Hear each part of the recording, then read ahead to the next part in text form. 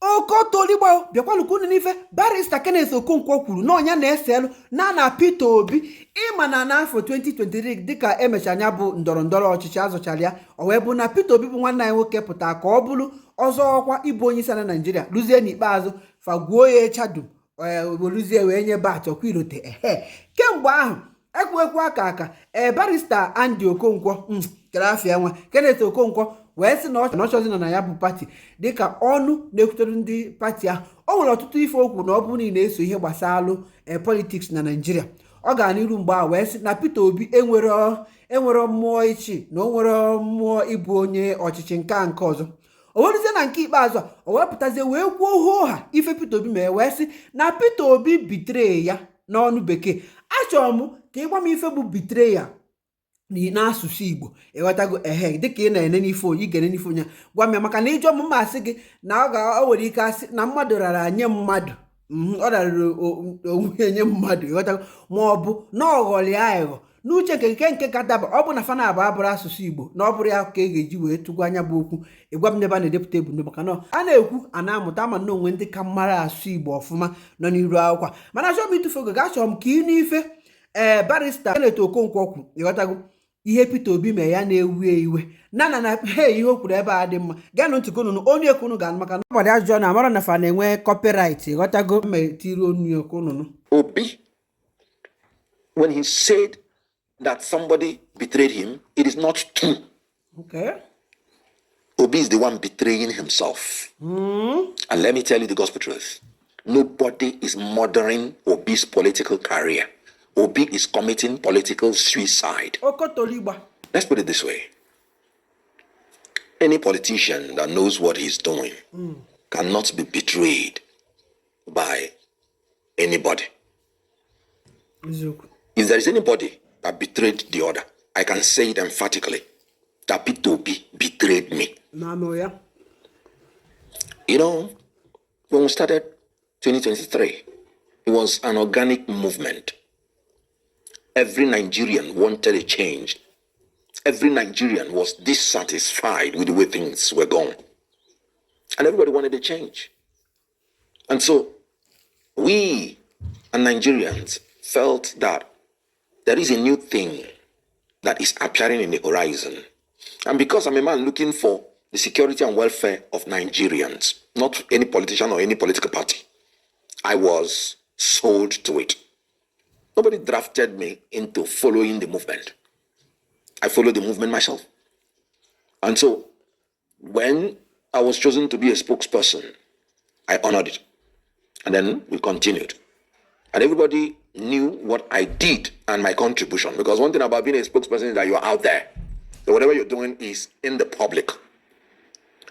So whatever you're contributing when you're a spokesperson is out there in the public. And we did.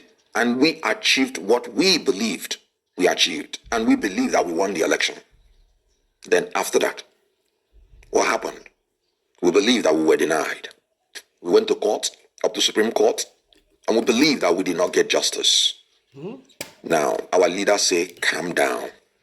And that was how that chapter ended. Okay. What then happened after that? If you did what you did in 2023, if you are a brilliant politician, what you should do is to start preparing, start consolidating for 2027. And the first platform you start with is your party. In Nigeria, there's no room for independent candidacy. So you must have a party, a political party as your platform. And when we moved into Labour Party, nobody was interested in the structure of the Labour Party because we moved in for the election. So nobody even wanted to ruffle any structure of Labour Party. That was why when people wanted to assault Labour Party, I took it that they wanted to assault our electoral chances, and I fought fiercely against that. When you hear all those other factions fighting Labour Party then, and we always succeeded. Then after that, there now came a convention where we needed now to start showing the world whether we are serious in building a virile democratic party or not. Whatever you told the world before 2023 will not matter in 2027 because there will be no new thing you will tell them. It is what you do from 2023 to 2027 that they will judge you with. And I raised the advice that we said we are fighting against the structure of criminality. We said we are better off, even if we lose, doing the right thing than winning, doing the wrong thing. That this is the litmus test. And then when we entered into the convention, I, as the spokesperson, was not even informed about the convention. I saw it leaked when the letter was leaked in the social media.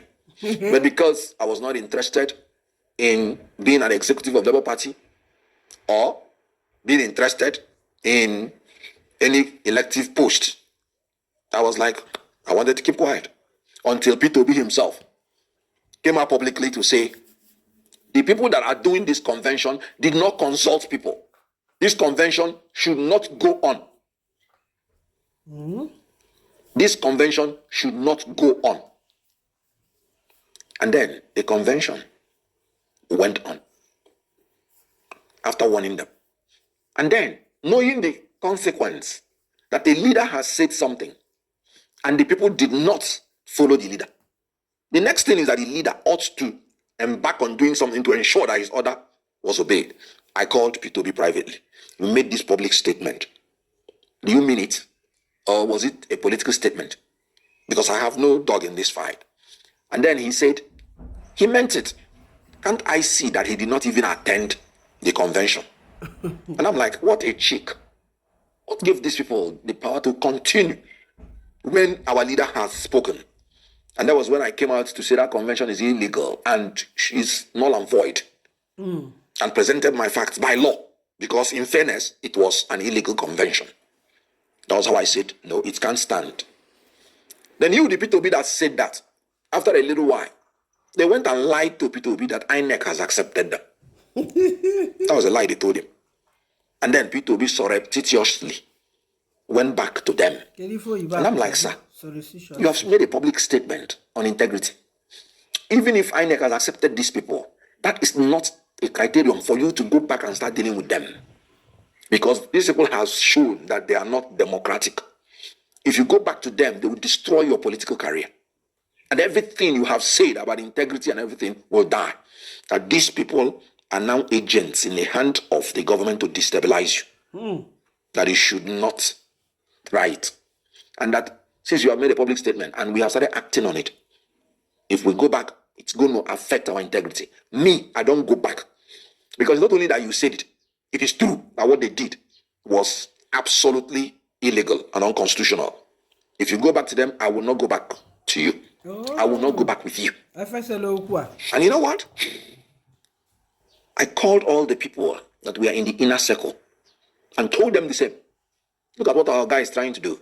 He wants to go back with the Abure people. If he does it, he's not going to go back with me. Because I do not swallow back my words.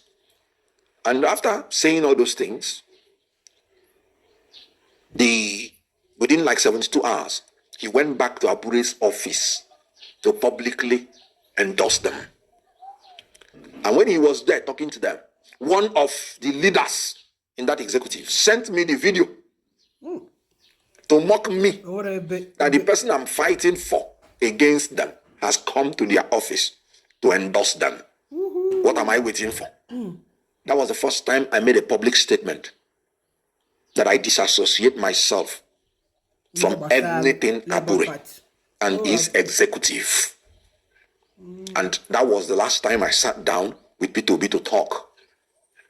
And then we continued. Because I told P2B, if because they lied to you, or even they told you that INEC, because then he didn't know they lied to him, but I know, being a lawyer, I said, assuming without considering that INEC has even recognized them, INEC recognized him. So why not let us go back with him? So I told him, because one philosopher, Alan Kasden, he said, never compromise your principles, even if it will lead to difficulty in the short term. Never compromise your principles, even if it will lead to problems, to difficulties in the short term. That's my policy. So, if INEC recognize them, and you know they did the wrong thing, and you want to go with them, then you are a politician of convenience, not a politician of conviction. And I told him, You are going into a problem. And so we continued. I disassociated myself and continued on that platform. It dawned on him because when he went to endorse them, he saw the backlash. Then he said, no, he's looking for reconciliation. I said, fine.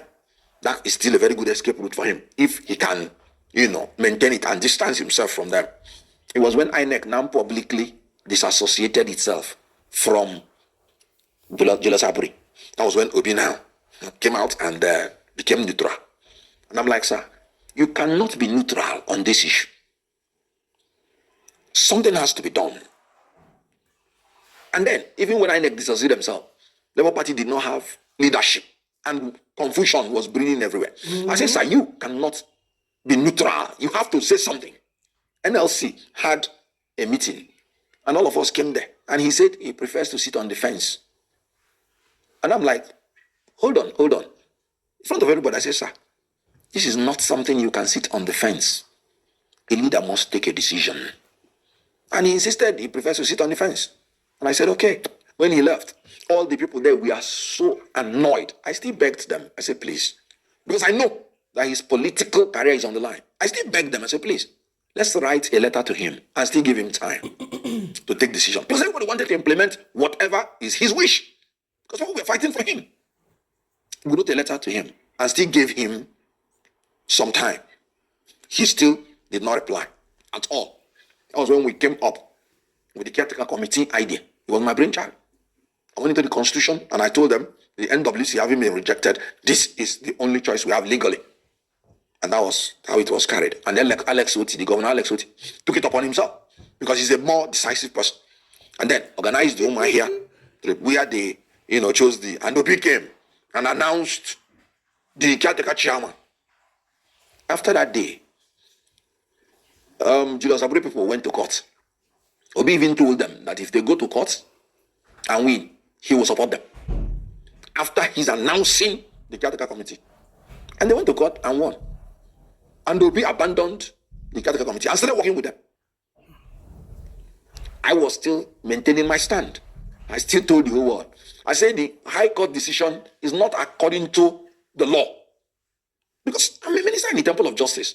And our first rule in professional conduct is that we are trained to uphold the rule of law. Aburi went to Court of Appeal, as in the caretaker committee went on Court of Appeal. And Aburi won. By then, Obi had made up his mind that these people are the authentic one. And he was working with them. The gubernatorial election in Anambra State, it was Aburi people that brought the candidate of Labour. Obi worked with them on that. And then, I made it clear, after the Court of Appeal decision, and I saw that Obi is still working with these people. Remember, they asked the legal advisor of Labour Party openly, and he said Obi is working with them. Within the time they went to court, I maintained my stand that the High Court and the Court of Appeal, they are in error because that did not accord to the law, because the law is very clear.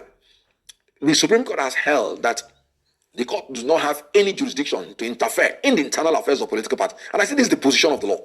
And the High Court and the Court of Appeal erred in law. And that even if they go to Supreme Court, and Supreme Court holds that they are right, I am done with Labour Party. Because I have seen what they are doing, and that's not what should be done. And my principal will not allow me, knowing that they are not doing the right thing, to follow them.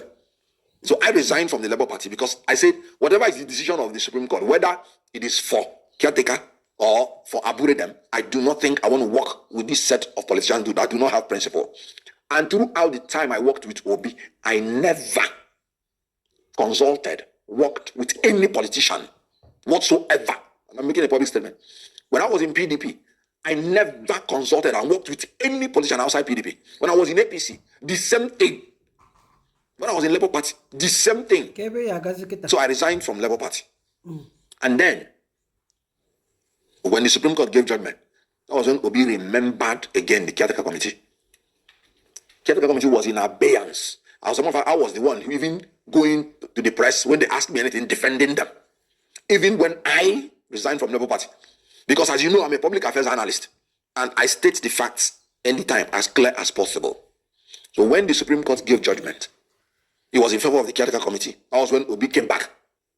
And when we had that meeting, he said, let us take the CTC to INEC. and they went to INEC. And then they took the CTC there. Yet INEC did not do anything. INEC was delaying. And since then, what has he done? So the issue here is that Obi, when he said that somebody betrayed him, it is not true. Obi is the one betraying himself. Wait. And let me tell you the gospel truth. Nobody is murdering Obi's political career. Obi is committing political suicide. And I mean it. Because I recall when we were campaigning, I went to the national office. When I saw their mindset and pleaded with every member of Labour Party that nobody should campaign or endorse any candidate who is not a member of Labour Party. See, today, when I was Labour Party, I did not endorse any candidate from councillorship to the presidency. The same will be endorsed candidates of other political parties publicly. The gubernatorial candidate of another party was who will be endorsed in Cross River State, rather than the Labour Party gubernatorial candidate publicly. When I'm saying anything I did with Obi, it is only the ones that had been public. Anything we discuss confidentially, I would never say unless he brings it up. So everything I'm telling you is something that's already in the public. So at the end of the day, it was still Obi that endorsed the candidates of other political parties, apart from Labour Party. I recall when I took some Labour Party candidates to the national headquarters, begging that they should be endorsed. I knew the... Ọ na-anụgo n'ife ekwuru ebe a ma akpakpọ oyibo niile asụ ma aghọtara ife a na-akọ wetakwa ihe njọ gị ife a na-akpọ bitere ya na Igbo ịnụrụ ife okwu na o nwere onye melụ Peter Obi na Peter Obi ji aka wee ma onwe ihe na-eme ma ji aka emebisi onwe n'ihe gbasara ndọrọ ọchịchị ya akara bụ n'obi gị n'ife a update nụ wee ka m wetere gị tata bụ Saturday ngwa daalụkwanụ.